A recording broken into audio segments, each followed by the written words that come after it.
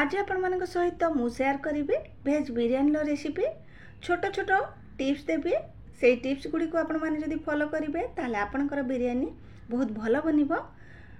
आम pressure cooker बनैबानी कि हांडी रे बनैबानी, आज बनैबा आम कड़ाई रे। बिरियानी देखंतु केते बढ़िया देखा जाउचे। आउ ता सहित बनैबा बिरियानी रे खाइबा पई कचुम्बर बा दही रायता। ताले चलंतु आजर रेसिपी भेज बिरियानी आरंभ करिबा। जदि वीडियो आपण मानकु भल लागिबो वीडियो को लाइक करिवे, शेयर करिवे, चैनल रे नुआ थिले चैनल को सब्सक्राइब करिवे। भेज बिरियानी बनैबा पई एठी गोटे गिना बासमती चावल मु नै जाईची। आपण जेतिक बिरियानी बनैबा पई चाहुचंती से हिसाब रे चावल नियंतु। चावल को हम एठी 4-5 थर भल भाव रे धोई नबा। चावल को भल भाव रे एठी धोई सारला परे ताको गोटे घंटा जाए पानी देके बतुरे दियंतु।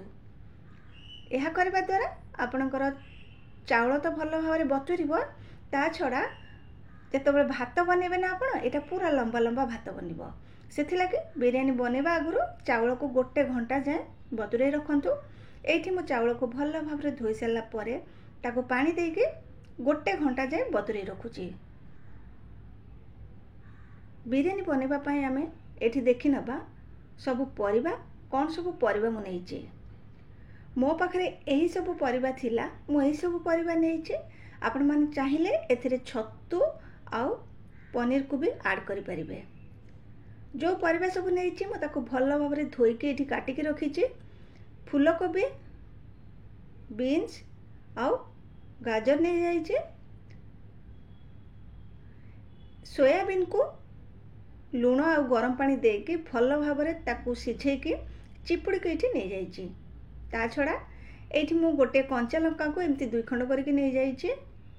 पियाज आउ टमाटो एठी 2टा बड़ साइज रो पियाज को पूरा पतला पतला करके काटि के रखिची। बिरियानी टिके पियाज अधिक लागि थाए। एही जो पियाज को आमे छाणीबा आउ जेतबे बिरियानी बनेबा ना आमे एही पियाज रो व्यवहार करिबा। ता छड़ा एठी मु धनिया पत्र, पुदीना पत्र आउ अदा रसुण धनिया पत्र रो डेंफ को देके तार गोटे बढ़िया पेस्ट बनै के रखिची। एठी दही को रखिची। दही को मु भल भाव रे फेंटी के एठी नै जाईची। सब प्रकार रो गरम मसला नै जाईची आउ ता सहित नै जाईची 2टी तेजपत्र। एबे कोन करबा सब सामग्री हमरो रेडी अछि। एबे चलंतु गैस को ऑन करबा। कड़ाई रे तेल देके आमे तेल को भल भाव रे गरम करि नबा। काहेकि ना प्रथमे आमे पियाज को छाणीबार अछि। एही जो पियाजटा पूरा क्रिस्पी बनिबो सेथि लागि सब बेले पियाज छाणीला बेले गैस रो फ्लेम को मीडियम टू हाई रे रखी के पियाज गुडी को छाणंतु, जहा द्वारा कि पियाज आपण मानकर जल्दी क्रिस्पी हे जिवो। एठी देखंतु पियाज हमर केते जल्दी बढ़िया कलर कोटे आसीची। ताको एबे कोन करबा ना बाहर करि नबा प्लेट को। बेसी समय को छाणीबेनी, एटा पित्ता लागिबो। एमती थिले आपण माने ताको प्लेट को बाहर करि नियंतु। एटा किछि समय परे पूरा क्रिस्पी बनि जिवो। सेही कड़ाई रे मु देई देली फूलकोबी को। फूलकोबी को भी एमती ही देके हमें छाणी नबा। सब परिबा को जदि छाणी के बनौचंती भेज बिरियानी बहुत स्वादिष्ट बनि थाए। एठी फूलकोबी को भी मु भल भाव रे छाणी आनिली। आउ तापरे कोन करबा गाजर आ बीन्स को देके छाणी नबा। जदि आपण माने एथिरे मशरूम की पनीर दउचंती ताकू भी एमती छाणी के टिके नै जानतु, जहा द्वारा कि बिरियानी बहुत स्वादिष्ट बनिबो। मो पाखरे मशरूम की पनीर नथिला, सेति लागि मु एही सब परिबा नै के बनैची। एठी सब परिबा मु छाणी नेली। कड़ाई रे बेसी तेल थिला, अल्प किछि तेल बाहर करिकि आ अल्प किछि तेल नै जाईची। तेल भल भाव रे गरम कर देली। सेथिरे जीरा, गरम मसला, पियाज आ कंचा लंका को देके किछि समय टिके भाजी नेली। ये भल भाव रे भाजी होला परे सेथिरे अदा रसुण रो जो पेस्ट बनै के रखिथिली सेथिरे 2 चम्मच देई देली। प्रथमे कोन करबा पियाज आ तेल सहित आमे से अदा रसुण रो पेस्ट को भल भाव रे टिके भाजी नबा। तार कंचा स्मेल जेतबे पळिबो सेथिरे सब प्रकार रो गुंड मसला देई देबा। जो मसला सब मु देइची मु ताको सब लेखि नेइची, आपण माने चेक करि परिबे। मसला को एबे आमे कोन करिबा कसिबा। बेले बेले मसला कसिला बेले मसलाटा तळ लागि जाई थाए, जेहेतु तेल बेसी दिया हैचे सेथे लागि टिके पानी देके मसला को कसी नियंतु। मसला ये भल भाव में कषि गला से आम कौन करवा ना टमाटो को देदेबा। जेहेतु आम ए दही भी दबा बेसी टमाटो ए दबानी कहीं टमाटोटा बेसी देदेले बिरियानीटा खट्टा हो दही भी पड़ुचे से लगी अल्प टमाटो दबा और टमाटो को भी मसला सहित भल भाव में कषि नबा। ये आम मसला भल भाव में कषि गला। एबे कौन करवा ना आम आपको पूरा ठंडा कर नपा कहीं यही समय जो दही दे दौरान मसलाटा आपणकर दही को फटे दे थाए जहाँकि खाइबा को बिल्कुल भल लगे।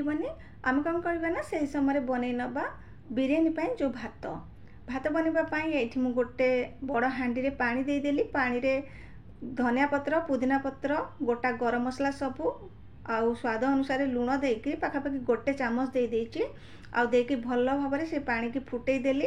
पानी भल भाव में फुटीगला से जो बतुरे रखी चाउल ताकू देदेली आ गोटे चामच तेल हो कि घी हो आपण मैंने देदेवे देकी कौन करेंगे ताकू एमती गोले भात को फुटवाई छाड़ीदेवे। जितेबाला ये भल भाव में फुटीज आपण कौन करेंगे एमती आणिकी टे चेक करेंगे जदि चाउलटा एमती 2 खंड हो जाऊथिबो आपणकर भात ये भल भाव में बनी आउ भातटा ना 50% सिझेबे बेसी ताकू सिझेबेनी। एबे मु कौन करुछि ना जो गोटा गरम मसला गुड़ाक दे सब देइथिली ताकू सब बाहर करि नउचे आपण माने चाहिए भी ताकू न बाहर कले भी बिरियानी बनी पारिबे।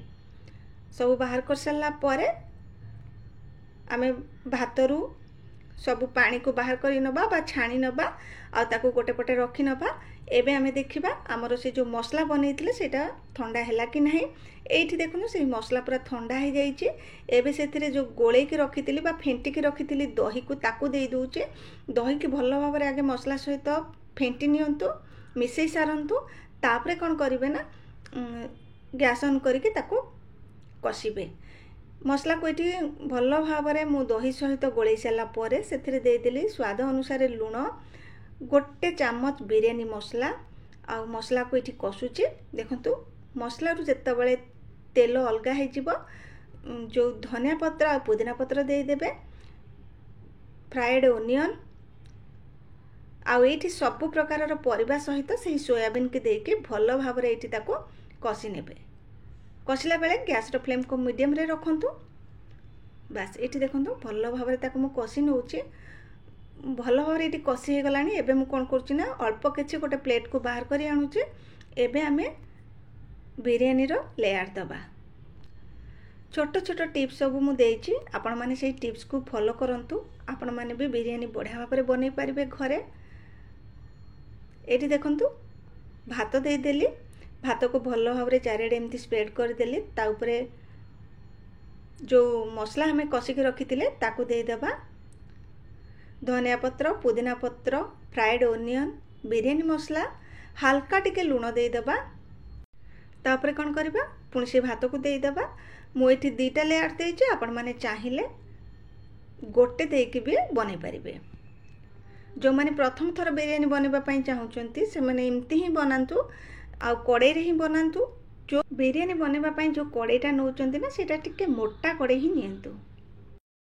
एबे अल्प किछि भात ता ऊपर दे दोछि। भात को छाणी के रखिथिबा जो पानीटा एठी से पानी रो एठी 2 ରୁ 3 चामच दे दियंतु कहीं आम जो मसला कषि से बिल्कुल पानी दे नथिले। जदि पानी आम न दबा ताहले तल मसलार लागिजिब से लगी जो भात छाणी थिले जो पानीटा से पानी रू एठी 2 ରୁ 3 चामच पानी दे दियंतु। ता ऊपर सेमती पुदीना धनिया पत्र बिरियानी मसला टिके दे दियंतु फ्राइड ओनियन अल्प टिके लुण दे दियंतु आ ऊपर गोटे चामच घी दे दियंतु। एबे आपण माने आकु कवर कर दियंतु। गोटे लुहार तावा आणंतु तावा को भल भाव में गरम कर नियंतु। तावा भल भाव में गरम हो गला परे से जो बिरियानी को बसैथिले कड़ाई रे ताकू दे दियंतु। हाई फ्लेम रे ताकू 5 मिनिट पर्यंत छाड़ी दियंतु। 5 मिनिट परे फ्लेम को पूरा लो कर दियंतु आ 15 मिनिट जाए ताकू सिझिबा पई छाड़ी दियंतु।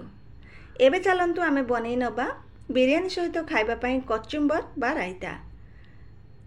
कचुम्बर बनैबा पई एठी मु दही रे जो रेगुलर आमे लुण व्यवहार करती से लुण अल्प किछि कला लुण आउ अल्प किछि जलजीरा दे देली भल भाव में एठी दही को फेंटी नेली। याको भल कि फेंटी सारा पर से अल्प किसी पानी देकी भल भाव में आउ थे गोल नेली आ जो पियाज कंचा लंका को छोट छोट कर काटिकी रखी देदेली आ भल भाव में गोल सारापर आमर ये प्रस्तुत हो गला कचुम्बर बा दही रायता। आपण मैंने बिरयानी सहित खातु कि खाली भात सहित भी खाइले बहुत बढ़िया लगी था। बिरयानी को ये 5 मिनिट जाए मु हाई फ्लेम रे बसई थी तापरे फ्लेम को पूरा लो कर देकी 15 मिनिट ये मुझे सिझे नहीं थी। ये देखूँ 15 मिनिट पर गैस रो फ्लेम को ऑफ कली आ देखूँ बिरयानी आमर ये बनी जाइए आ देखिपे बिरयानी केते बढ़िया गोटे कलर आसी। आपण मैंने निहाती एमती ट्राए करंतु पुणी देखा नुआ वीडियो रे। जय जगन्नाथ।